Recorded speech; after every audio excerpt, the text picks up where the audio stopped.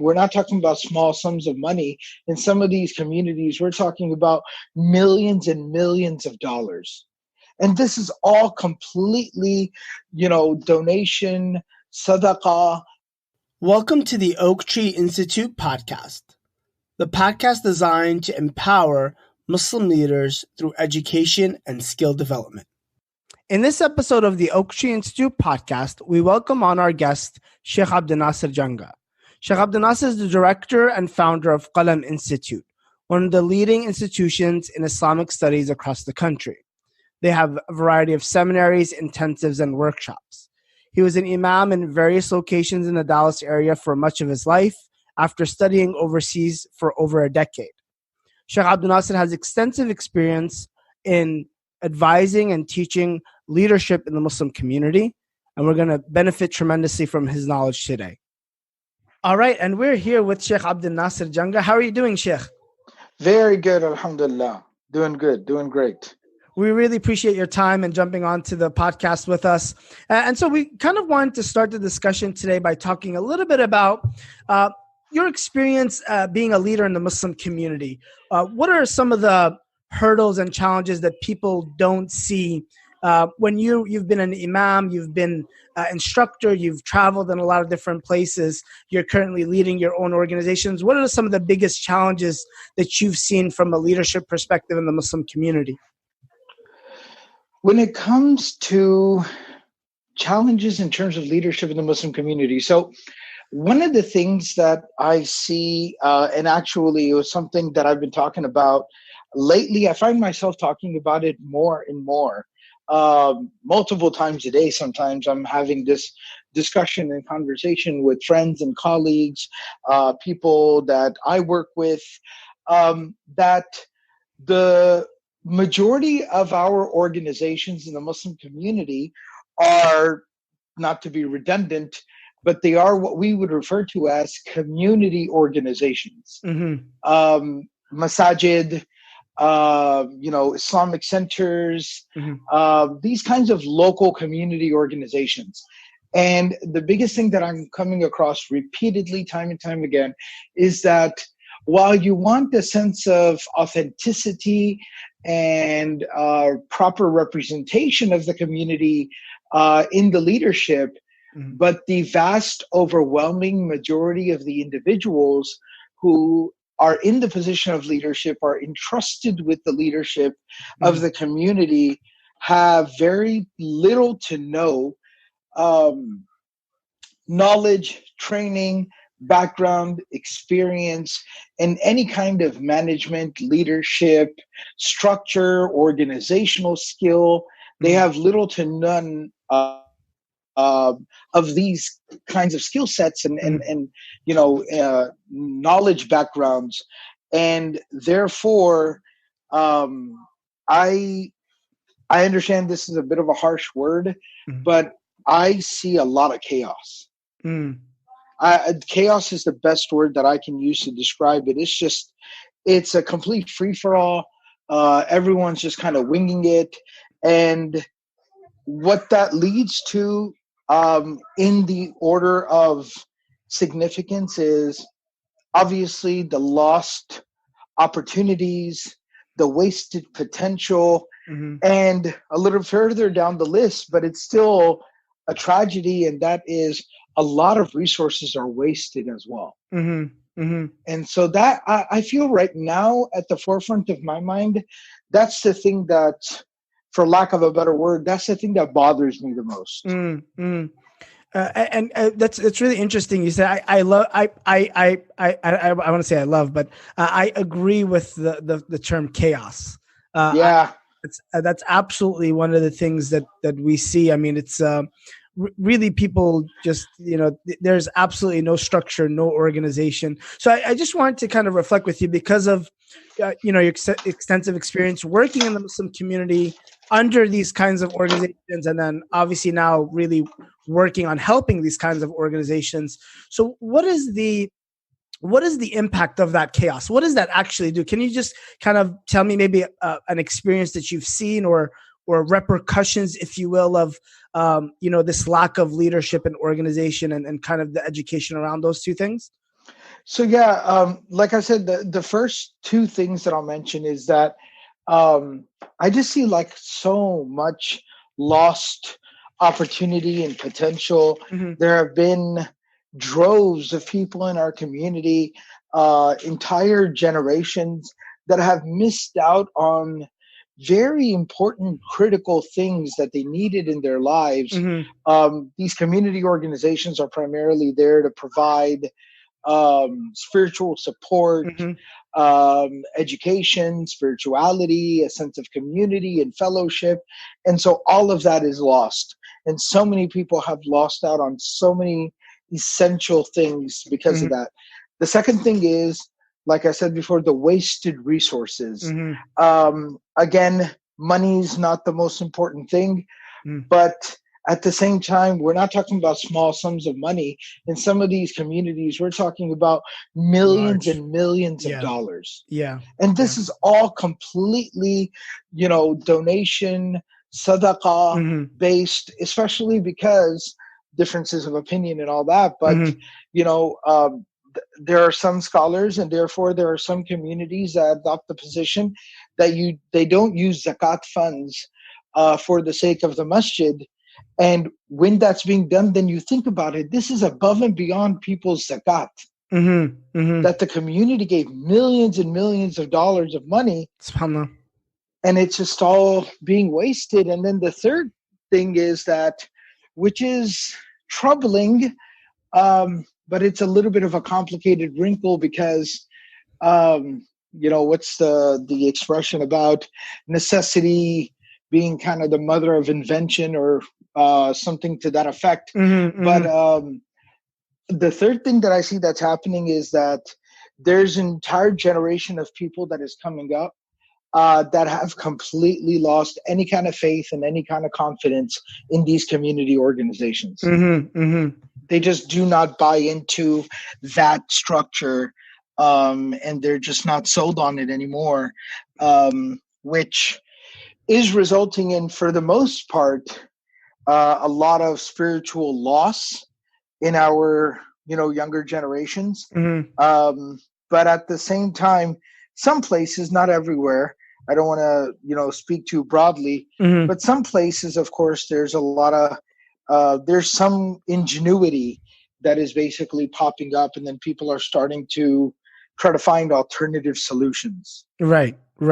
Absolutely. And I think your loss of credibility is a big thing with the newer generation, Huge. right? You lose credibility, you force other people to create new right? You force people to leave or create new things. And right, absolutely, 100%. So what would you say? So it's interesting how you describe those, and I agree with them very much. Lack of service-oriented leadership, right? So we're not serving the community. We're wasting immense amounts of resources, particularly money. I was just having a conversation yesterday with a board member complaining about his community. He said it's a I think over $3 million in money that's being squandered and not managed well. Which is a ridiculous amount of just responsibility to have and to squander that way. And then the third thing is that credibility point. I really appreciate that. So you're saying, so why is that? Why does this problem exist? Why aren't people just educating themselves more? What is it about? What have you seen that is really causing these problems to stem? That's a really good question. And that's something that actually, makes me rack my brain quite a bit as well. Mm-hmm. And I also kind of struggle to find maybe better words to express it. But I think that there's kind of this, the first thing is that there's a little bit of a kind of a stakeholder, kind of a stakeholder mentality that I feel very tragically, and again, unfortunately, kind of crept into the Muslim community. So very large, generous donors. There's this mentality of, well, I've donated this much money, and therefore I own a stake or a share of this, and so I am now entitled to actually lead the initiative that I have, invested into. Mm-hmm. I want my say. Mm-hmm. I think that's an element of it. The second thing is that, um, you know, like you said something very beautiful. You talked about service oriented leadership.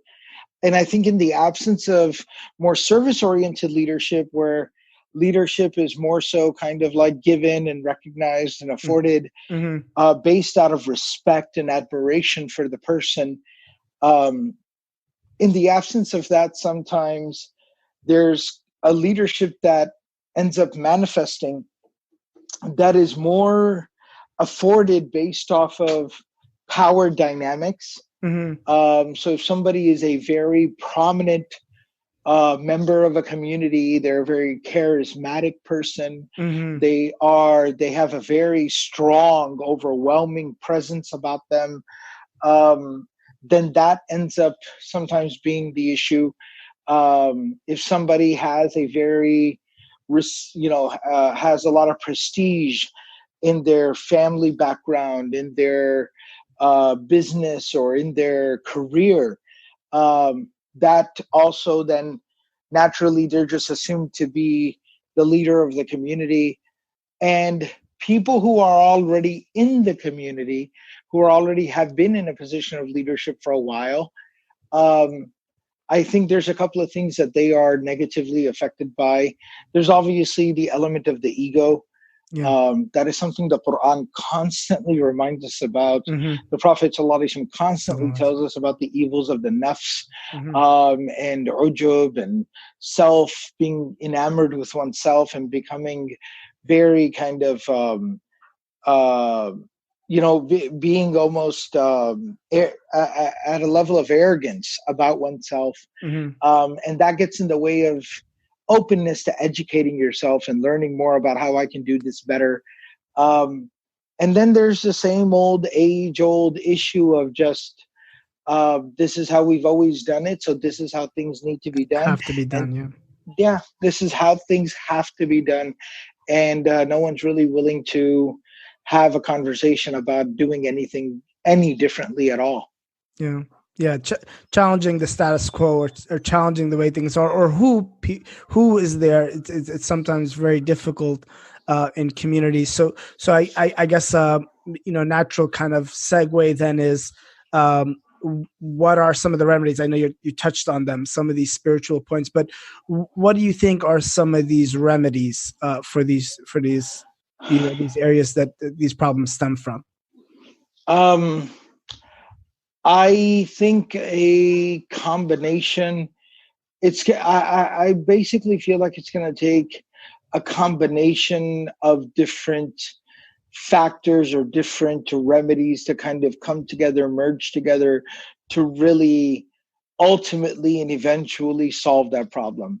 Mm-hmm. The first thing I think that's going to need to happen is, and this might offend some people's sensitivities, and I don't mean to offend, and I don't mean to just engage in any kind of shock, Mm-hmm. tactic, but I do think that it's gonna require some level of a shakeup of things. Mm-hmm. And what I mean by shakeup is not going into the same masjid and the same organization and shaking things up, because that is fitna, and fitna is not good. Fitna is bad. Mm-hmm. And it wastes energy, it wastes effort, and it's just a bad experience all around. What I mean by a shakeup is that some people are going to have to take it upon themselves who see how this is not being done properly, and they're going to have to create alternatives. Whether they start a musalla or they start a little community center, Mm-hmm. and they're going to be viewed as a splinter faction, and they're going to be painted in a negative light, but they can't let that deter them. But that needs to happen, because the community will respond to a better alternative. And when the community responds to the better alternative, that is going to start to open a lot of eyes and Mm-hmm. open eventually a lot of minds and a lot of hearts in the community. So I think that's a part of the solution is some people are going to have to come along and just completely shake things up. Mm. Um, Mm-hmm. Yeah, No, I'm sorry to cut you off. So you have people have to set the bar higher so others come up to that bar. Essentially, is what you're saying. absolutely. Okay. Absolutely. And just kind of waiting for things to turn around is not a solution. Right. Just waiting around is never a solution, right? So things need to be quote unquote disrupted. Mm, But they need to be disrupted not in a destructive way. They need to be disrupted in a productive way where I'm not going to go into the masjid and start a fight and start yelling on election day and, start accusing members of the board and none of that. Or, send out an email blast where I'm slandering the board of the masjid. None right. of that. Those are terrible ideas. Absolutely. But disrupting it in a productive way where we are starting a little youth center. We're starting a little community space. Mm-hmm. And we're just going to host some activities out here. We're going to do some programs out here. We're starting a little school, a little institute, whatever you want to call it. And we're just going to do stuff out here that the community wants and the community needs. And those who want to come, they're more than welcome to. And that's it. Mm-hmm. That's completely it. But that needs to happen. Number one, like you said, to just set some kind of standard of what things should be like. We need to be able to expect more from ourselves. And then number two, it will eventually open up minds a little bit. And the objective is not. So let me paint out a little scenario. Yeah. If there is a very kind of dysfunctional, chaotic, local, kind of the big masjid in the community, and it's totally dysfunctional. So a lot of the young people in the community, some of the young families in the community, folks like myself, yourself, we got kids and, we want some family oriented, good activities for our kids. And the masjid is just not meeting those needs. So we rent out a little office space and we start together a little family center and we start doing things for the families over there. The sincerity demands that the ultimate goal is not to basically overtake the masjid. That the goal is not, what we hope to achieve is not that the masjid becomes more and more dysfunctional. We become more and more functional till one day we overtake the masjid, like we become more popular than the local masjid. No. Right. The goal is going to be that we're going to do this. People in the community are going to respond very enthusiastically, and it's going to get a good response from the community. That's going to create good feedback. That's going to create good conversation. And that good conversation is going to inspire the people in the masjid that, hey, why don't we think about doing some things differently? And they're going to start to do it even better than we're doing it. And thereby everyone in the community wins. I love that. That's the ultimate goal. I love That's that. the ultimate goal. Absolutely. Yeah. Absolutely. It's a transcendent goal, right? It's bigger than like personal gains. It's bigger than perceived positions, right? It's a transcendent goal. SubhanAllah, and that's an amazing. You outlined that very, very well. I guess so. From there, I wanted to talk about. Of course, you're a dear teacher to me. I had a phenomenal experience with Qalam Institute. I know eventually you got that itch, right? I think you saw, and you've experienced much longer than I have, and I'm sure many people listening to this, that, you've been in the community for a while and you've been working for a long time, and you eventually got that itch to, I think you mentioned it, setting that bar higher. And of course, Qalam Institute, I think 8 years now, right? 8 years since? Just right up coming on. Well, the seminary is at about 7 years, but the institute itself is close, right about at 10 years. Right about 10 years. MashaAllah. Amazing. A decade long. And I know Omar, who's really helping us out now a little bit. It was MashaAllah. One of the main drivers with you. So what caused that itch to happen? What was it, just the dysfunction that you saw, the chaos, and you said, hey, I'm just going to create something that is going to set that standard higher? Particularly, mashallah, Qalam does a lot of amazing things around the Islamic educations, the seminary, right, the intensives, the workshops. Was that kind of what led you to the founding of Qalam?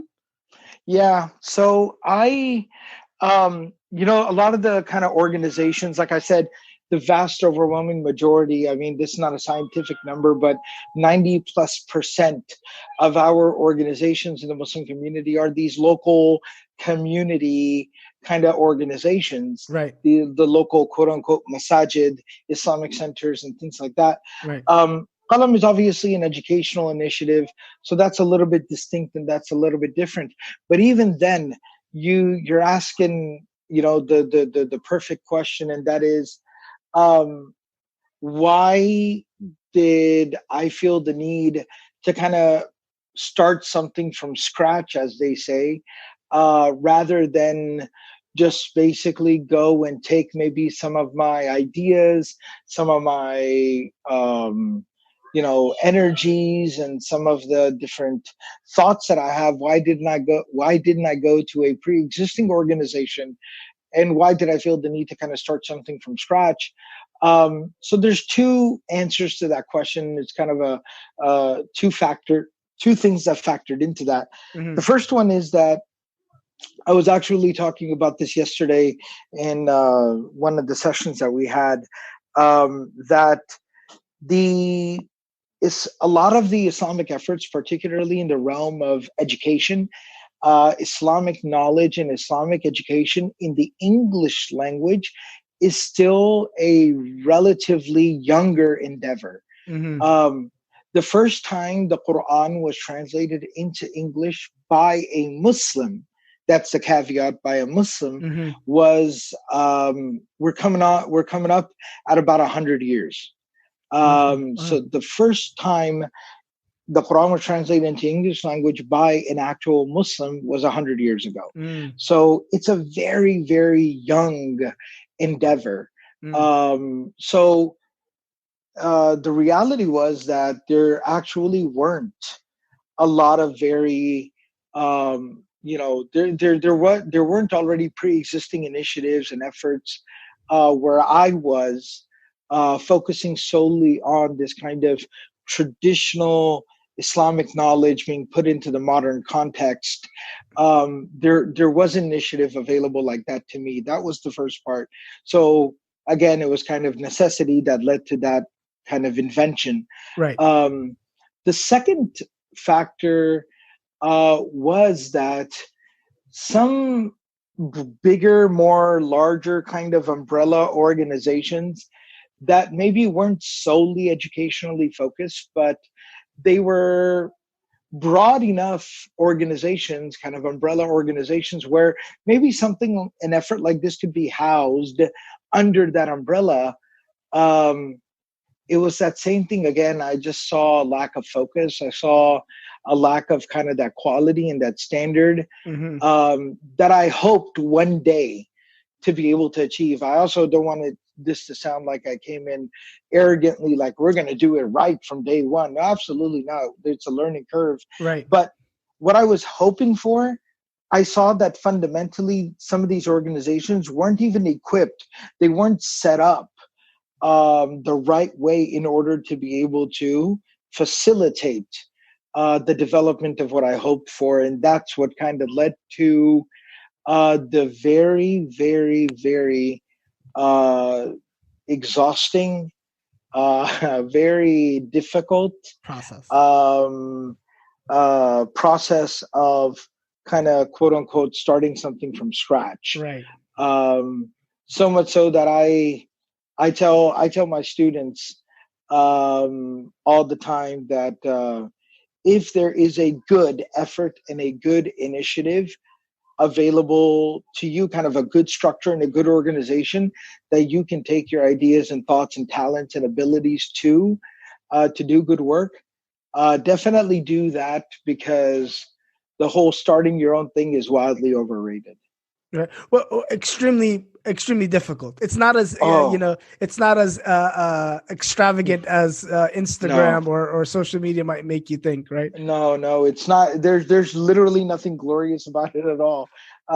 It's a lot. It's very rewarding. I obviously to be able to kind of plant a little seed in a pot and just kind of watch it grow into a little sprout. that definitely is very rewarding. Yeah. But that being said, it's not very glorious. It's very demanding, Yes. and especially if you hold your, you wanna do it the right way, and you try at least to hold yourself accountable. It's a very it takes a lot. It takes a lot. SubhanAllah, SubhanAllah. So, Alhamdulillah. from that, SubhanAllah, I guess I just want to dive into that experience a little bit, because again, I mean, I think Qalam, and I always tell this actually to our team at Oaktree, like, hey, Qalam is one of the one of the flagship organizations that's doing education in the Muslim community. And I've been, again, very happy to say I attended the seminary, Alhamdulillah. tremendously, one of the most transformational experiences that you'll have, not just from the Alhamdulillah. Islamic education base, but I think mentorship from you and all the other amazing teachers and instructors, the transformative information. I really appreciated that, that it wasn't just, the Islamic sciences are amazing, but it wasn't just limited to that. So I guess through that experience, what have you learned about your own leadership, just as an individual in these 10 years? One of the things that I came to understand was, one of the things that I guess, due to, alhamdulillah, the good example set for me by my parents, they were very good role models. I was very blessed with good teachers and a remarkable mentor and sheikh. And kind of through that upbringing and tutelage, coupled with, I guess, a little bit of my own personality, I was always kind of I always leaned towards building things over time. Mm-hmm. Mm-hmm. Taking my time with things, if you will, not to the point of procrastination, but at the same time, kind of taking my time with things, whether it be initiatives and efforts, but particularly when it came to people. And at first, to be very candid and very honest with you, for a little while, I almost felt like maybe this was a bit of a weakness, of, this was a weakness that I had, Mm-hmm. and that it was a deficiency, that I was maybe a little too easygoing. I was a little too accommodating. I was, maybe sometimes a little too personally invested within the people, to where if they weren't able to do something or meet a certain expectation I had maybe initially, before they could make an excuse for themselves, I already was kind of thinking of excuses for them. Because I took a personal interest, I would be aware of, things in their personal lives, and I'd be like, oh yeah, I know that he wasn't able to get this done, but his mom is not feeling well, and I know that. Mm-hmm. And initially, that's how I operated, and after a little while, I kind of felt like maybe that was a little bit of an issue, and that was a bit of a problem, because I was just kind of thinking about it. And we were always taught by our teachers to be very kind of critical thinking and critiquing ourselves constantly. And when I spoke to my teachers and I spoke to my sheikh about this, he actually told me that you want to play the long game, and you want to invest in people, and you want to build people, and you want to care about people, and that this is not a weakness, but this can be a strength if you do it properly, because you will be able to earn these people's respect and their loyalty over time, Mm-hmm. by caring about them, by investing in them. And he said, inevitably, there's going to be one or two people that are going to, quote unquote, burn you, because you're going to feel like you cared about them and you gave them every single accommodation that you could. And they maybe didn't necessarily reciprocate that in terms of commitment and dedication to the cause. Because again, I don't want any kind of personal commitment or loyalty from anyone. I'm willing to invest into these folks and, work with people and help people so that they become committed to the cause. And that was one thing. And then when I spoke to some friends and advisors that I have who, mashallah, I really admire their sense of leadership and their careers that are not necessarily community or religiously oriented. They also emphasize something very interesting to me, and that is that it's important to work on strategy. It's important to work on processes. It's important to work on the technicalities and the tasks that you have every single day. But remember that as a leader of an organization, your most important tasks are the people in the organization. I love that. You have to talk to them. You have to spend time with them. You have to know them. You have to see them. You have to know what's going on with them. You have to be able to look in their eyes, hear their voices, know their hopes and dreams, know what they're worried about, what they're afraid of. You have to know your people. And you have to spend time with your people and cultivate and develop your people.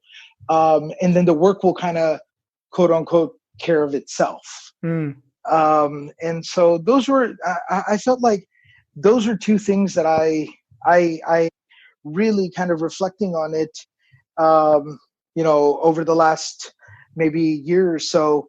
Those are things that really, really resonated with me. I love that. So you kind of, it kind of shows what you learned, and that's amazing. That the value is in the people, right? I think that's one of the major things we underestimate, just generally as a community, the value of people, and we're a people oriented, community and ummah, and I think that's so powerful even within our organizations. So I guess, and it's interesting that what you perceived as your weakness, which was your patience and investing in people, became your strength, right? That's what that's what I hear. That so as you and I think right now you're managing 6 instructors, correct? We're at 10 instructors. 10 instructors, mashallah. I did not know that. Huge leaps and bounds we made. 10 instructors. I think a staff of how many staff at Qalam currently?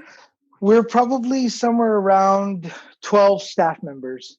Amazing. And how many, the students it's over 70 students, right? Well, this year at the seminary, there's 140 students. Oh my gosh. MashaAllah. MashaAllah. Tabarakallah. So that is 140 students, about a dozen staff, about 10 instructors. So what is the biggest challenge in managing and leading all these people? What is your biggest challenges now? The biggest challenge is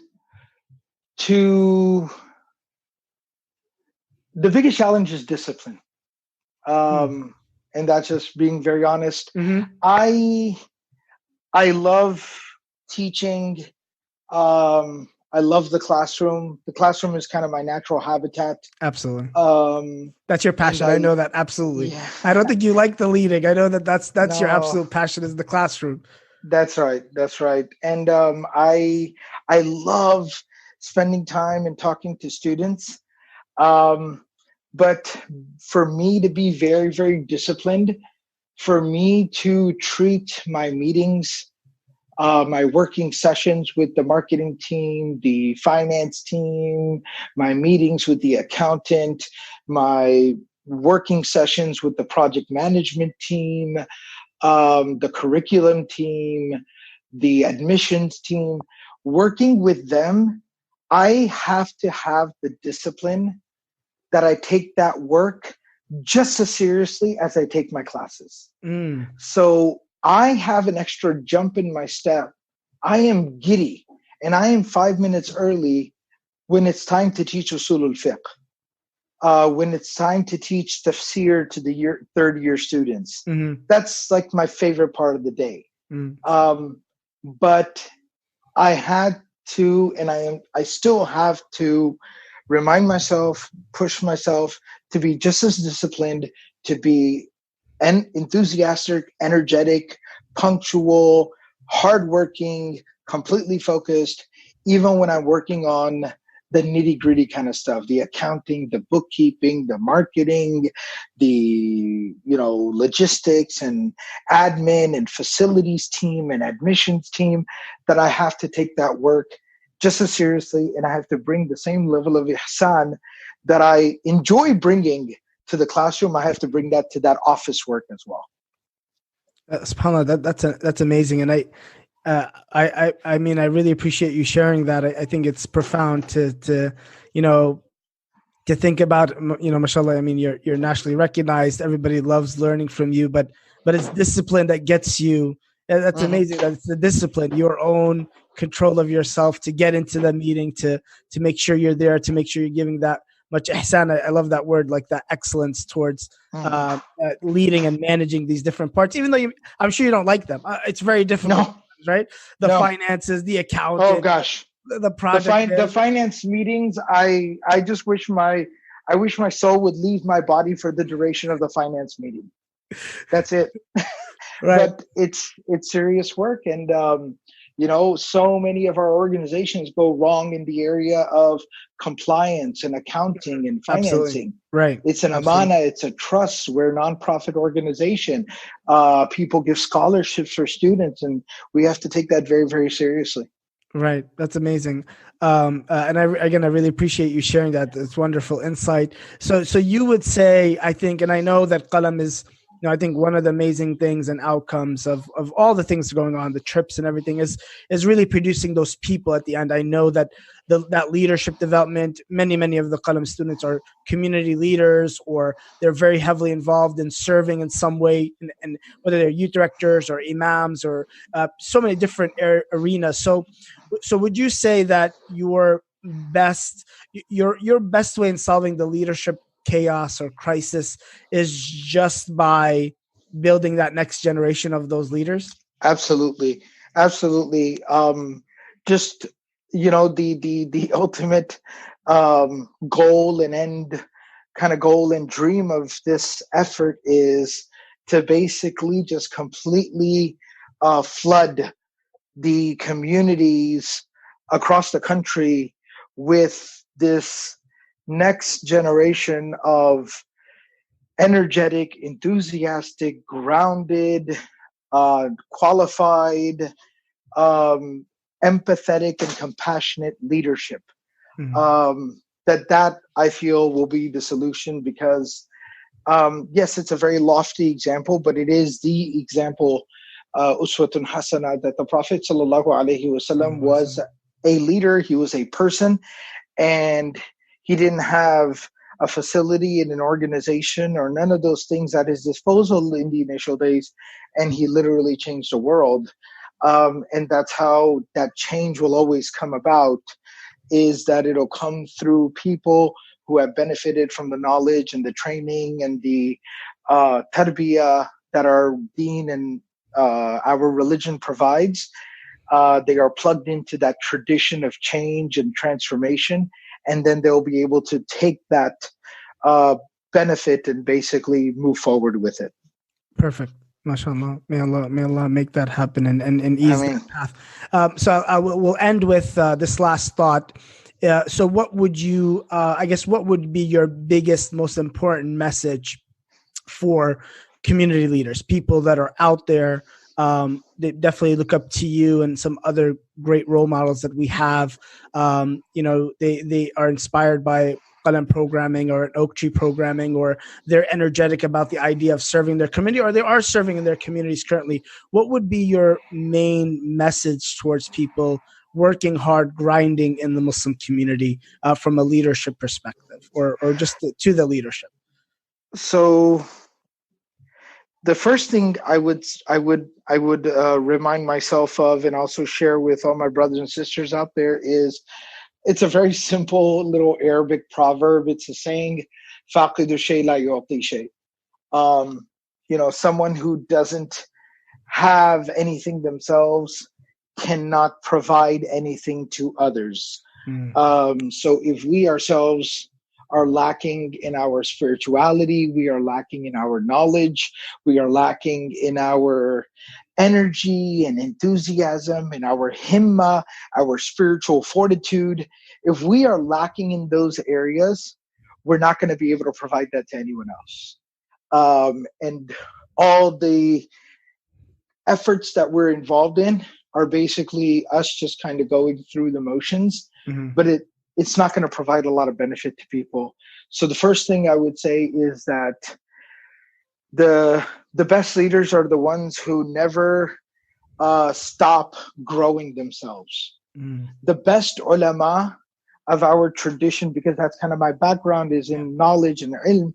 The most amazing ulama of our tradition were the ones whose thirst and zeal for knowledge was insatiable. It never ended. They would travel the ends of the earth for a hadith. They would travel, days and days through the desert for one nugget of knowledge. They never stopped. So I would say is that, number one, keep growing, keep learning, both personally. So whether it be reading a book, attending a halaqah, attending a class, and also kind of keep growing in this area that Allah subhanahu wa ta'ala has given you the opportunity to do so much good in by connecting, listening to podcasts like these, attending workshops, benefiting from institutions like Oaktree that are focused on leadership development. But you got to keep growing, because if you become complacent in terms of your own growth and your own development and where you are, that is the beginning of the end. That's the beginning of your decline. That's the first thing. The second thing that I would very humbly say to my brothers and sisters who are in the position of serving and who have that opportunity to do some good is, it's very important to kind of do almost like a daily assessment. Muhasaba and muraqaba, these are very profound parts of our tradition, but it's like a daily assessment. And there's one bottom line question that I ask myself every single day. Of course, there are a lot of important questions in terms of who are you doing this for? You're doing this for Allah, etc. Right. But in leadership, there's one thing you got to really, really attack, or I've benefited from attacking. And that is, what is your goal at the end of the day? So I ask myself, what is my goal? My goal is that these students are able to learn this knowledge in the best way possible. And I remind myself of that every day. So I'll give you a little scenario, just a little hypothetical. Let's say I really, really enjoy teaching hadith, but my goal and objective, I remind myself, I want to teach this hadith class. Why? Because I like teaching that hadith class. I enjoy it. I like it. I want to teach the hadith class. But if my goal and objective is for these students to be able to learn the hadith as best as possible, and then the situation is that Mufti Kamani is available to teach the hadith class, and maybe because I'm so preoccupied with other things, maybe because, mashallah, he's a much better teacher than I am, that by him teaching the hadith class, the students will learn the hadith better, then I got to step aside and I got to let him teach the hadith class. And that's very important in leadership. Very, very important in leadership, that you remind yourself, what is ultimately the objective? You got to keep assessing. You got to keep reaffirming what is the objective. If the objective is to provide people a good experience when they come to the masjid, well, if that means that we need to do things the way Ahmed or Fatima are suggesting it, not the way Abdul Nasir likes to do it, then let me embrace Ahmed and Fatima's method, because that's gonna help to achieve the ultimate goal. So that kind of a personal assessment, like on a daily basis, a reaffirming of the actual true objective, the end goal, I find that profoundly beneficial. And the third thing is that, you use that beautiful word when you started off, and that was service-oriented leadership. Till the very end of the life of the Prophet ﷺ, everyone in Medina knew if you needed some help with something on a personal level, Islam had grown so far and wide, all the way from Khaybar down to Yemen. Islam had completely spread. Over 124,000 Sahaba came to Hajjatul Wida. Every week there was a new delegation arriving into Medina to become Muslim. Islam has spread so much, but everyone in Medina still knew, you need help with a personal matter, you can always go talk to the Prophet ﷺ. Having some element of very humble service is going to be very, very important. And as much as, once again, this might kind of challenge some people's sensitivities, having something like every, Thursday night after Isha, because the next day is Friday, and Friday usually a lot of people come to the masjid. Yeah. Thursday night after Isha, I personally go and I mop the floor in the lobby. I'm the president of the masjid, and I vacuum the prayer hall. On Thursday evening, when it's time to close up Qalam, because we have class Sunday through Thursday, Friday and Saturday are off. When it's time to close up class on Thursday, I walk through the classrooms and make sure I empty out all the trash bags, make sure nobody left any food behind. If there's any coffee mugs that were just kind of left, I'll wash those up. And that kind of service, that kind of humble service, it goes a long way to really, really keeping you grounded. Mm-hmm. So that's one thing that I would really, really advise. And I already talked about learning, but also having some people in your life that you look up to and that you admire and who have done what you're trying to do better and longer than you have, basically what we call mentorship. Mm-hmm. That's very important. I'm no spring chicken. I'm a pretty old man myself now. I envy people whose mentors and teachers are closer. I have to go all the way to Pakistan, but this past year, 2019, I went to Pakistan not once, but twice, to be able to spend a week each time with my teachers and with my mentor, with my shaykh, to be able to sit in their company, to be able to talk to them, watch them, observe them, learn from them. It's a profound blessing. I was just kind of thinking, I was reflecting, and I said this to a couple of friends. One of the scariest thoughts that I have is living in a world where none of my teachers are still alive. I understand I'll probably be pretty old myself by then if I'm still alive, but it's just a really, really kind of nerve-wracking thought to be living in a world where none of my teachers are still alive. I don't have teachers and mentors, because I've really come to rely upon those relationships and that insight and that perspective, and I find it to be invaluable. That's amazing. Jazakallah khair for sharing. Those are some phenomenal gems. As always, Jazakallah khair. I think highlighting your own personal growth, constantly being accountable for yourself, being at the service of your organization, and then surrounding yourself with some amazing mentors. I think those are amazing take-home points and phenomenal gems. Jazakallah khair, Shaykhna. As always, extremely profound. We ask Allah to give you a long life of service and benefit as you constantly do. I know every day you're on the grind. I always tell anybody that I meet, particularly leaders, Shaykh Abdul Nasir is one of the hardest working people I've ever seen in my life. So we ask Allah to continue to bless you and increase you and bless you and your family and give you strength. Before we go, I wanted to just, kind of mention, I should communicate this personally to you offline as well. But mashallah, the foundation that you laid in the work you did here in Dallas at the youth center is amazing, because you'll be surprised to know when you came in, you were one person basically doing all that effort over there. Currently, there are 4 Qalam students who are working in an entire department that you laid the foundation of. So, alhamdulillah, there's a lot of good work going on. Right. And it's at the point now where my own daughters, benefit from the youth work coming out of that MashaAllah. department in that center. So may Allah reward you for that. I mean, I know Maysa, she was a wonderful leader, and mashallah, she's doing some great work. So that's amazing. That's amazing to hear. And may Allah bless them and continue to grow them and all our work and accept from us, inshallah ta'ala. Barakallahu feekum. Barakallahu feek, Shaykhna. Alex. Thank you for listening to this episode of the Oaktree Institute Podcast. For more episodes, subscribe and follow us on Apple, Google Play, and Spotify. And for other content that we have, follow us on Facebook, Instagram, and YouTube.